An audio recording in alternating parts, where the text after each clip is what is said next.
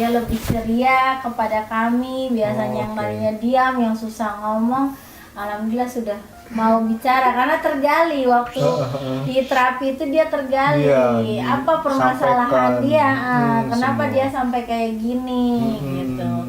Ternyata ada Assalamualaikum warahmatullahi wabarakatuh. Bertemu kembali dengan saya Adam Hidayat di channel Rumah Hipnoterapi Adam Hidayat, sebuah channel yang mengupas seputar hipnoterapi dan juga teknik-teknik NLP atau Neuro Linguistic Programming yang insya Allah bisa membuat hidup Anda lebih baik lagi. Nah, di video kali ini saya khusus akan membahas sebuah tema yang menarik, khususnya bagi Anda yang orang tua yang memiliki permasalahan dengan anak, yang ingin bagaimana menterapi anaknya dan tidak tahu bagaimana caranya, dan juga mungkin ingin tahu bagaimana sih proses terapi yang terjadi di dalam ruang terapi khususnya bagi anak-anak. Nah, di sini saya sudah ditemani oleh seorang bunda yang pernah melakukan sesi terapi dan kita ingin berbagi tentang pengalaman beliau bagaimana menterapi anaknya. Nah, kalau ingin tahu, simak video saya hingga akhir nanti ya.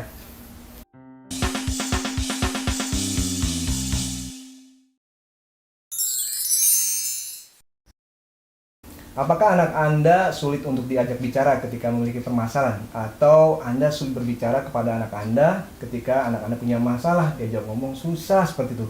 Mungkin anak Anda pendiam banget seperti itu. Nah, bagaimana sih proses hipnoterapi yang terjadi supaya anak bisa berbicara? Nah, beberapa waktu yang lalu ya Bu ya, kita melakukan sesi hipnoterapi kebetulan dengan anak Ibu yang mengalami permasalahan yang sepertinya suatu hal yang nggak mungkin lah kalau misalkan hipnoterapi bisa berbicara, karena Ibu sudah mencoba untuk mengajak anak untuk berbicara pada saat itu, dan kayaknya tantangannya susah banget gitu ya.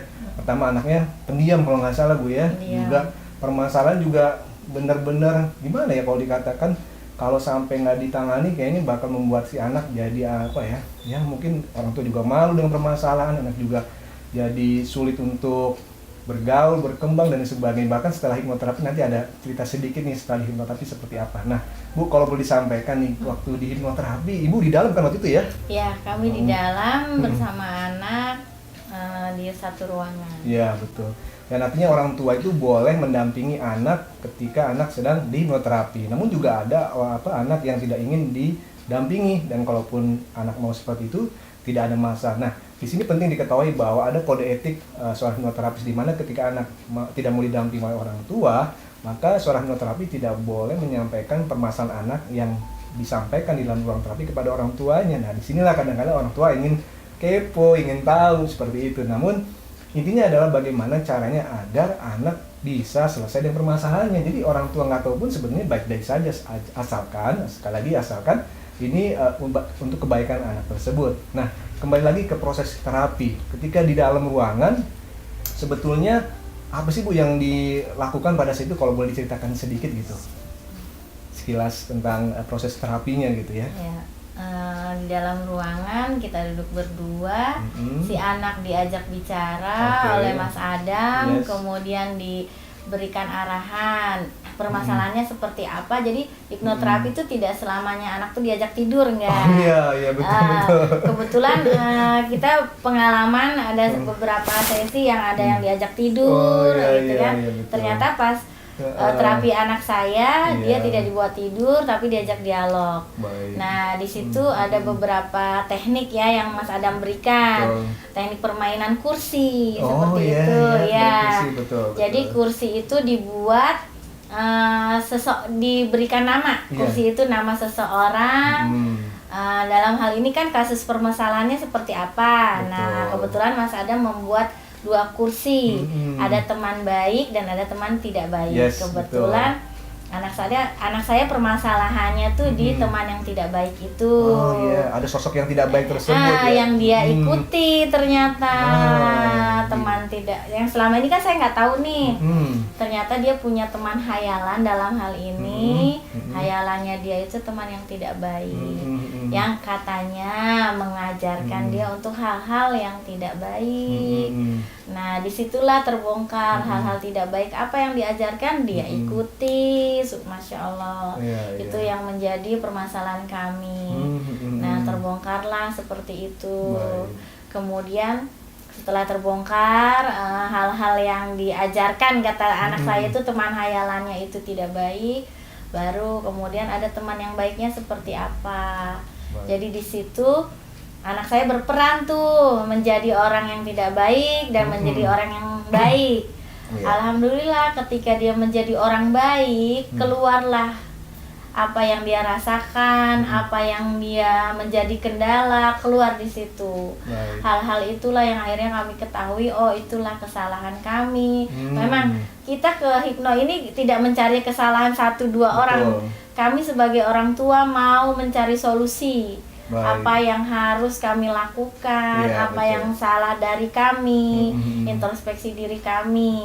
Alhamdulillah di situ terbongkar setelah dia menjadi teman yang baik.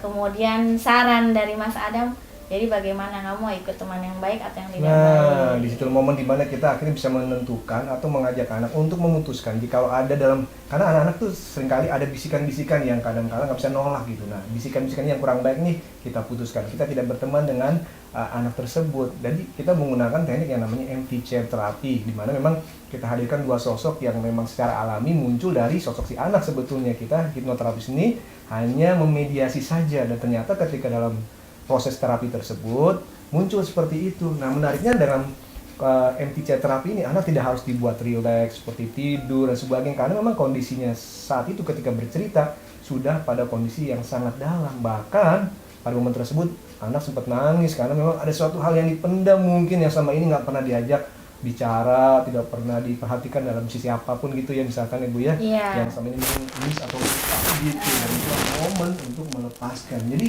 menarik sebenarnya anak-anak tuh ya punya imajinasi yang kita manfaatkan untuk dilakukan sesi terapi. Jadi kalau Anda yang punya anak khawatir tentang terapi seperti apa, bisa nanti konsultasikan terlebih dahulu permasalahannya seperti apa, biar saya bisa memberikan gambaran atau melihat permasalahan seperti apa, dan juga dari usia. Waktu itu anak Ibu usia usia berapa ya? 11 tahun. 11 tahun ya, sudah SD kelas 5. Kebetulan perempuan dan bisa diajak untuk berkomunikasi. Baik. Nah, terakhir Ibu, sebelum kita akhiri, kira-kira buat orang tua nih, bagi yang punya anaknya yang pendiam dan susah gitu, gimana nih Bu? Mungkin kan orang tua juga sibuk kan ya, gitu ya.